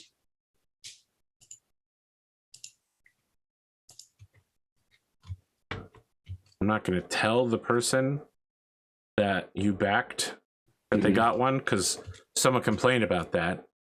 right? If I tell them, then they know yeah, that you won the match know. already. Right. Yeah, exactly. So I'm just going to go ahead and give them a wealth. The wealth. Yeah. And when they need it, it will be there. Mm-hmm. And of course, when they watch the episode, they'll know. Sure. Yeah. So William he looks kind of like he expected this to happen. He's still seated, like legs crossed, so much fabric from the Haori and the Hakama dripping everywhere, leaning back, and is just doesn't have any questions for you. Just waiting for you to do your Seth thing. Yeah. So my opponent today fought well. Our mechs were evenly matched. If you remember, William, before I left, I did say that I would begin giving my opponents the option of facing me in Inner Sphere technology or my clan technology, should they choose.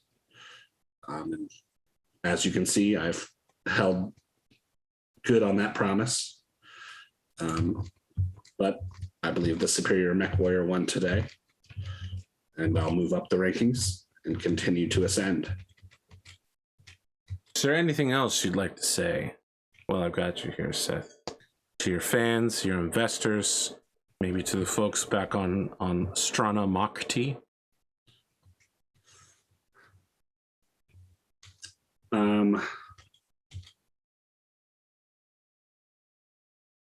Not yet. Not yet.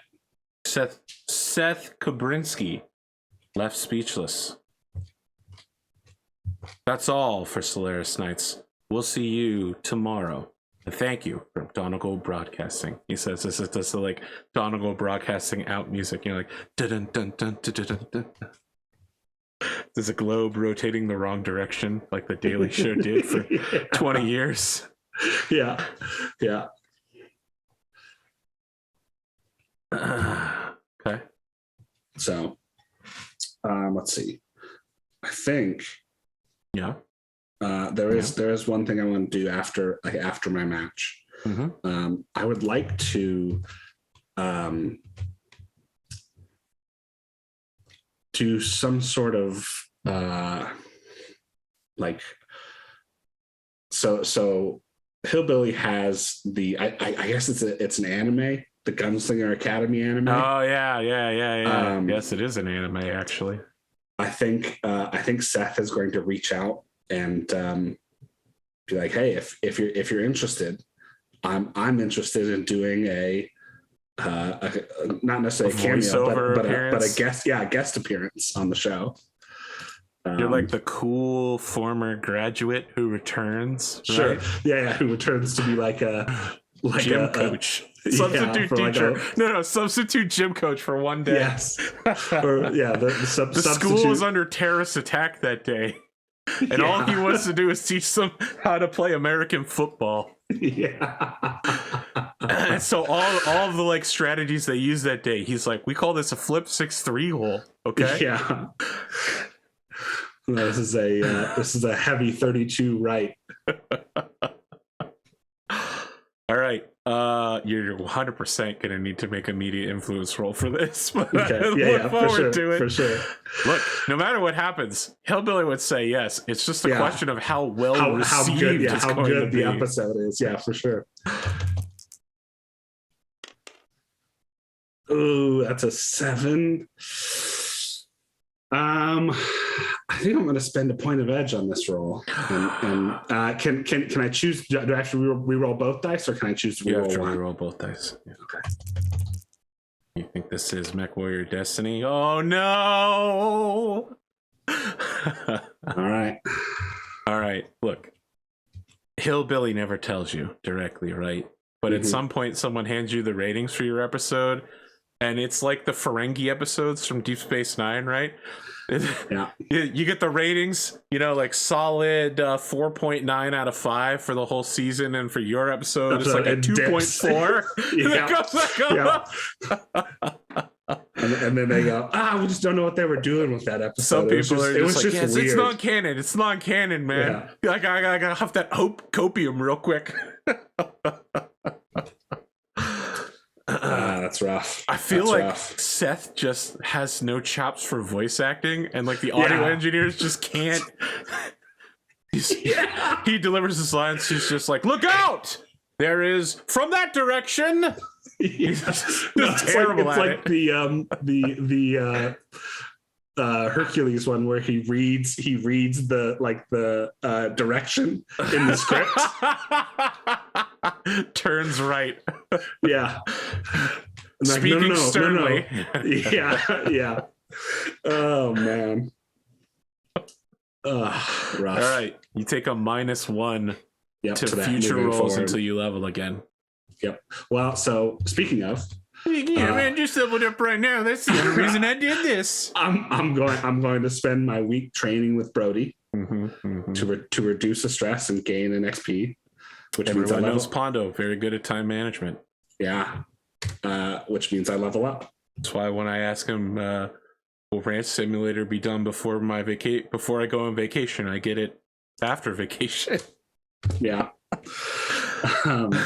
So Brody and Pondo, not the same person. Clearly. Yeah, no, not at all. Not at all. Got him. Got you, Pondo.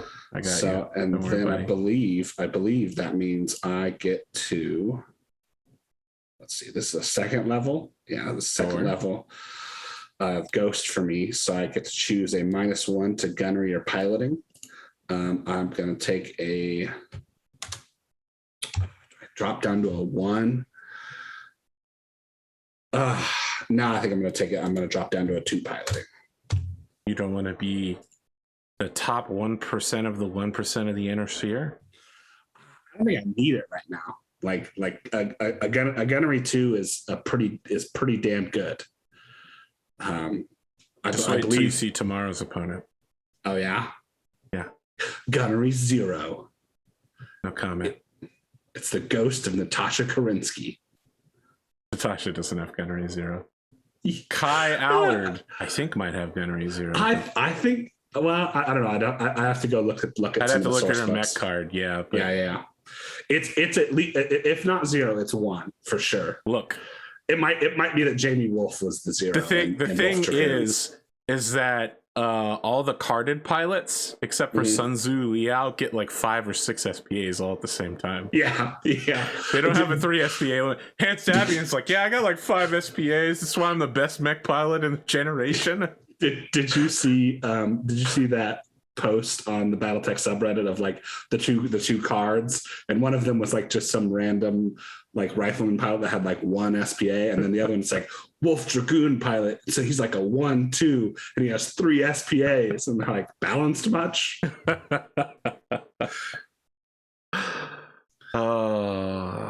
Yeah, they don't. Narratively, Battletech has been a little weird. Okay, anything else you'd like to do? I don't believe so. I bump up to rank 90, right? He was not rank 90. But I thought I moved up by 10. No, you move up by, but you can challenge between 6 to 10 points. He was ranked 92, which bumps you up 8 points. Okay. You are now rank 92. I've got that marked on my character sheet now.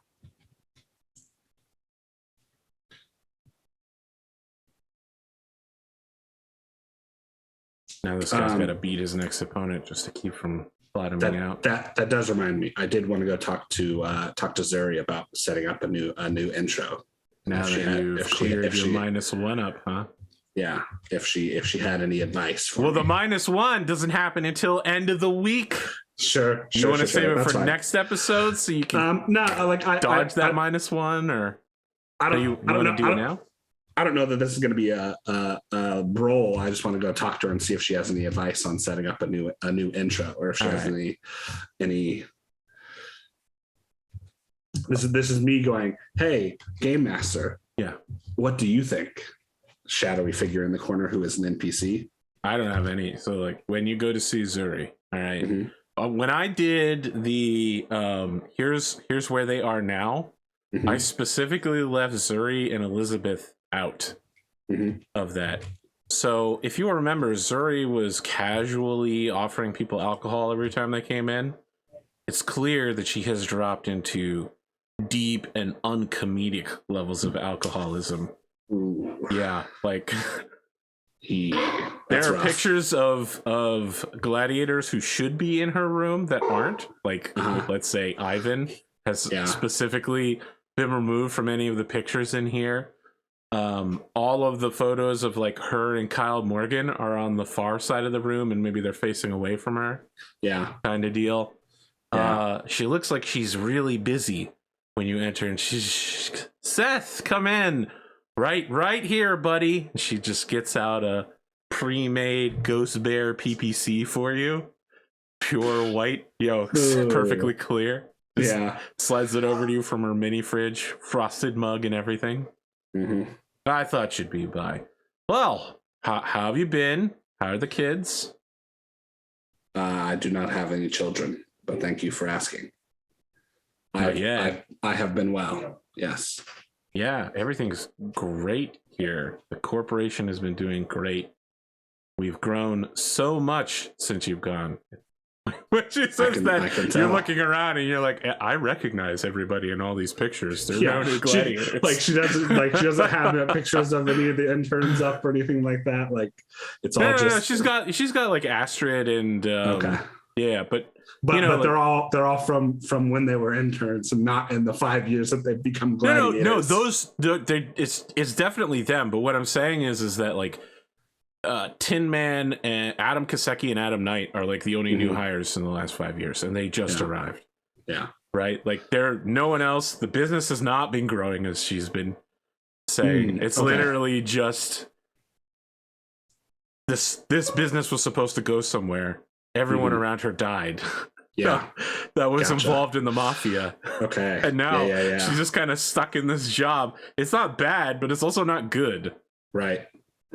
All right, so she's just like, okay, look, let's take a look at you. And she's like, all right. Look, your style is stale. I think we just need to both recognize that. What you need is a promotional video, right?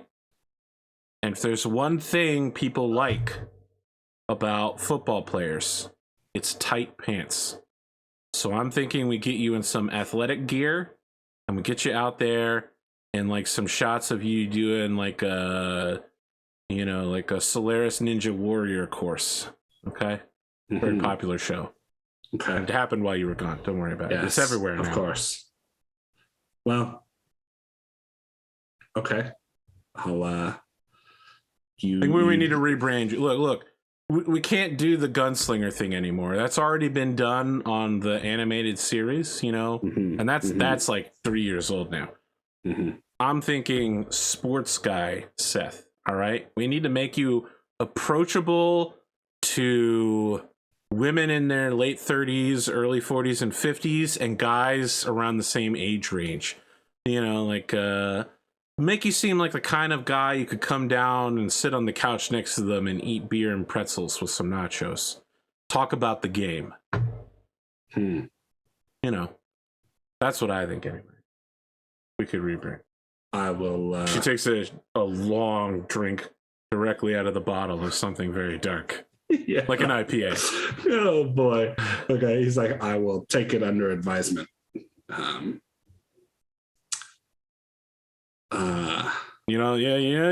Sound thrilled. Hit me back. What are you thinking? That you should stop drinking and maybe go take a walk outside along the river. Take some time for yourself. That's very judgy for someone who just spent 5 years not being here. Okay, that's true. I have a master's degree in communications.